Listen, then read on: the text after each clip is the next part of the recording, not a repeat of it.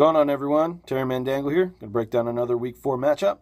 This time we are looking at the Jets and the Dolphins. It's the London game, so let's take a look. We're going to start with the Jets. The quarterback for the Jets is Ryan Fitzpatrick. He has not a great matchup. He's got a decent matchup. The Dolphins have been struggling lately. They've given up at least 2 touchdowns every week. They gave up 3 touchdowns last week to Tyrod Taylor. Not a ton of upside for Ryan Fitzpatrick, in my opinion. I don't think that he would be a great tournament play, but he's cheap enough where I don't mind him in cash. So if you're going to play him, stick to cash games. I wouldn't play him in tournaments just because you want a big score from your quarterback if you want to win a tournament. Anyway, moving on to the running back. We got Chris Ivory. He's got a pretty good matchup this week. The Dolphins, they brought in a whole bunch of people to try and stop that run, but it just hasn't worked. They are 30th in the league in yards against. Ivy had a good week 1 with 2 touchdowns and 90 yards. That was against Cleveland. This was an interesting stat that I saw this week. Every running back who's played Miami so far this year, they've had their best game against Miami. So when you're looking at that, I would definitely be playing Chris Ivory this week. He's got a very good price on FanDuel, and he's very cheap on DraftKings. He's a little bit better on DraftKings, in my opinion. He did have a quad issue coming into the week, but it looks like he should be good to go. Todd Bowles said that he fully expects him to play. All right, moving on to Brandon Marshall, wide receiver. He does not have a great matchup this week. He gets Brent Grimes. He's one of the top 5 cornerbacks in the league, probably. He did have a matchup with him last year when he played for Chicago. He had 6 catches for 48 yards on 10 targets and no touchdowns. That's not good enough to pay off his current price. I would probably expect something close to that as well this week. Grimes has been good this year. He hasn't let up more than 75 yards in any of the games to any of the receivers that he was covering for most of the game, and he hasn't given up a touchdown yet. Let's move on to Eric Decker. He's questionable to play. He did practice Friday. He has a knee injury. He doesn't get Brent Grimes if he does play, which is good. He had a great game the last game he played for 8 catches and 97 yards and a touchdown.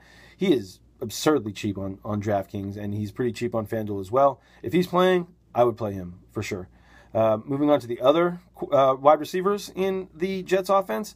This is basically if Decker doesn't play, Jeremy Curley is going to probably start for them.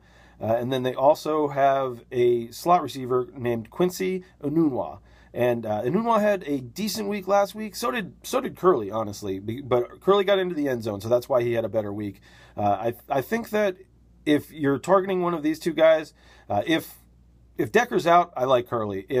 Even if Decker does play, though, Enunwa's the slot receiver there, and he would go up against Jamar Taylor, and Jamar Taylor is not one of the better quarterbacks in the league. He gets targeted a lot, so if you get a lot of targets, that's generally good for you, and at 3,200, I think Enunwa is this week, that is very good for somebody who's going to get a bunch of targets. So I don't mind him as well. Moving on to the tight end, Kellen Davis. We are not going to get Jeff Cumberland this week. I believe that he's going to be out with a concussion. So Kellen Davis is going to be the starter. Miami has been getting hammered by tight ends all year, but Kellen Davis is a blocking tight end. He does have a great matchup, but he is not a good tight end. He's got 3 catches in the last 3 years, and those were all in 2013. He hasn't had a catch since 2013. So I will be fading Kellen Davis. Moving on to the special teams and defense for New York. Tannehill's taken 7 sacks and has thrown 3 interceptions this year.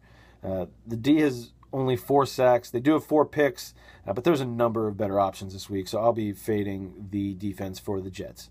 All right, moving on to Miami. The quarterback for Miami is Ryan Tannehill.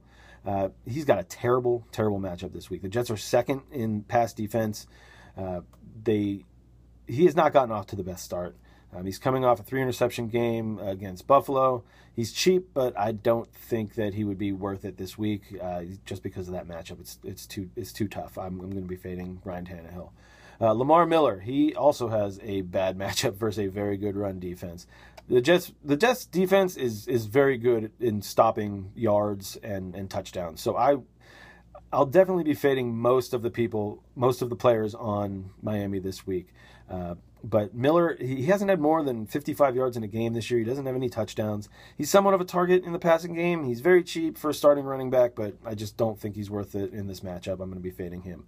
Moving on to wide receivers. One of my favorite wide receivers this year has been Jarvis Landry, but he's going to be stuck on Revis Island all day, and you do not go to Revis Island to get many catches. So he has been great every game this season. He's got 8 catches, but I don't think he's going to come anywhere near 8 catches.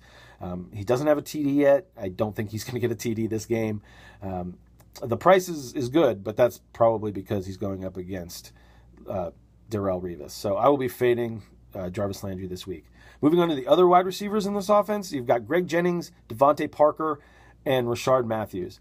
Jennings is probably going to get Cromartie, so I'm going to be fading him. No thank you.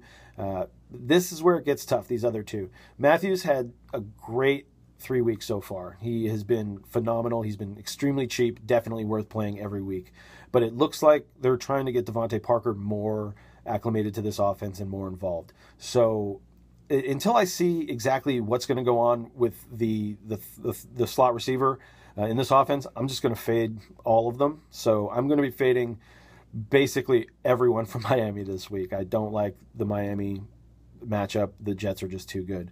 And then moving on to the tight end, once again, that's Jordan Cameron. I don't like anybody this week against the Jets. So just fade the Dolphins. Don't play them.